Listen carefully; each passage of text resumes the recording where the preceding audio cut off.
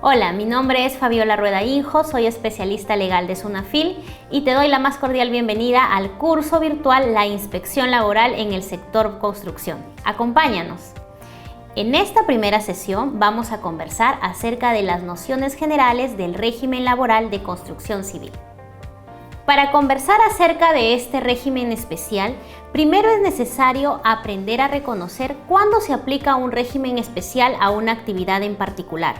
En principio debemos saber que para la actividad privada existe un régimen de común aplicación, que es el régimen laboral establecido por el Decreto Legislativo 728. Quiere decir que este régimen se aplica de forma común a todos los trabajadores de la actividad privada, salvo que existan disposiciones particulares o especiales aplicables a los trabajadores de una actividad en particular. Esto es lo que sucede con los trabajadores de la actividad de construcción civil, pues la propia naturaleza de la actividad hace que los trabajadores se alejen de las disposiciones generales contenidas en el Decreto Legislativo 728 para dar pase a disposiciones particulares, es decir, disposiciones especiales solo aplicables para los trabajadores que estén en este régimen. Claro está que de forma supletoria podrían aplicarse las disposiciones establecidas en el Decreto Legislativo 728. Entonces, para adentrarnos ya al propio régimen especial de construcción civil, es necesario analizar dos criterios fundamentales que nos van a permitir reconocer si a determinados trabajadores les corresponde la aplicación de este régimen. El primer criterio es tener en cuenta que la actividad que se desarrolla debe estar contenida como una actividad de construcción civil en la clasificación internacional uniforme SIU. Y además que los costos de la obra excedan las 50 UITs.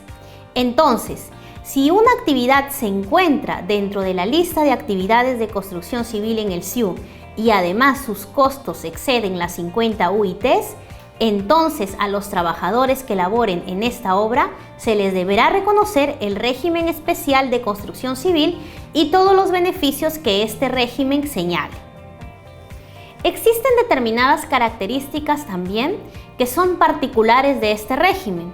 Estas son la eventualidad, quiere decir que existe un carácter temporal, no es permanente la relación laboral o la naturaleza laboral de esta actividad, sino que solamente tiene un espacio en el tiempo, de allí que sea eventual. La otra característica de este régimen es su ubicación relativa, es decir, no existe un centro de trabajo fijo para los trabajadores, sino que estos tendrán que irse movilizando de acuerdo al lugar en donde se tenga que ejecutar la obra en cuestión. Sin embargo, es necesario también hacer hincapié en cuanto a las formalidades de la contratación. ¿Es acaso que en el régimen de construcción civil se necesita tener en cuenta o se necesita realizar algún acto formal para la contratación? La respuesta es no. Y esto tiene su razón en precisamente los elementos o las características que habíamos mencionado. La eventualidad, la temporalidad, la no permanencia entonces hacen que no se exija mayor formalidad para la contratación. Es decir, no es necesario, por ejemplo, que se suscriba un contrato o un documento que establezca la relación laboral. Ello no quiere decir que estos trabajadores tengan que laborar en la informalidad, porque los empleadores tienen que cumplir con su obligación de dar el alta correspondiente en el registro de la planilla electrónica, señalando claro que están bajo el régimen de construcción civil. Los trabajadores de construcción civil están divididos en tres categorías según las labores que realizan. Se dividen en operarios, oficiales y peones. Estas denominaciones han sido así determinadas por los convenios colectivos suscritos entre CAPECO y la Federación de Trabajadores de Construcción Civil. En el caso de los operarios están aquellos trabajadores que cuentan o tienen una especialidad, es decir, sus tareas están especializadas. Aquí encontramos, por ejemplo, aquellos trabajadores que realizan labores de albañilería, de carpintería, choferes, mecánicos, entre otros. En el caso de los trabajadores que laboran bajo la denominación de oficiales, son aquellos trabajadores que laboran como ayudantes de los operarios, puesto que aún no han adquirido la calificación necesaria para tener la especialidad en una tarea en específico.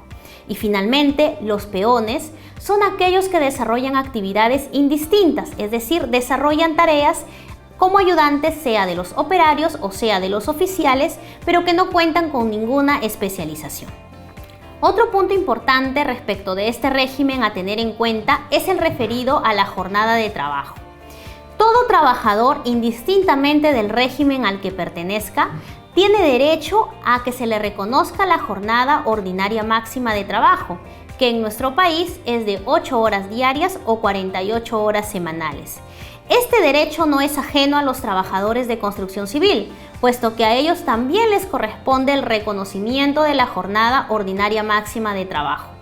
Sin embargo, a través de un convenio también se ha ratificado esta disposición que ya existe o a la que ya se encuentran protegidos todos los trabajadores, insisto, por normas de rango constitucional y legal. Respecto de la jornada de trabajo, es necesario también tener en cuenta que por convenio colectivo en proyectos remotos de difícil acceso, las partes pueden acordar que sea permitida una permanencia mínima en los campamentos de 28 días consecutivos y como máximo de 35 días consecutivos, luego de los cuales los trabajadores gozarán de una bajada mínima de 7 días pagados únicamente a jornal básico. Recuerden que el tema de las remuneraciones, es decir, de los jornales básicos, de las bonificaciones, de las asignaciones o permisos especiales que tienen los trabajadores de construcción civil, serán desarrollados posteriormente en nuestras demás sesiones.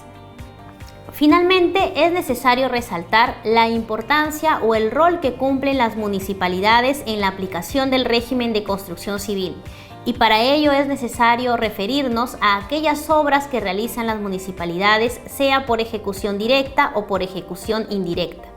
Cuando nos referimos a las obras de ejecución directa, estamos hablando de aquellas obras en donde la municipalidad contrata directamente a los obreros para la ejecución de una obra eventual, por ejemplo, la construcción de una losa deportiva. En este caso, si la ejecución de esa obra excede las 50 UITs, la municipalidad tendrá la obligación de reconocer el régimen construcción civil para estos trabajadores y considerarlo así en el expediente técnico para garantizar de esa forma el reconocimiento de los derechos laborales de estos trabajadores bajo este régimen. Además, claro, deberá garantizar las condiciones de seguridad y salud en el trabajo para los mismos. Por otro lado, cuando nos referimos a las obras por administración indirecta o a la ejecución de obras por administración indirecta, nos referimos a aquella situación en donde la municipalidad contrata a una empresa para que ésta lleve a cabo la realización de la obra.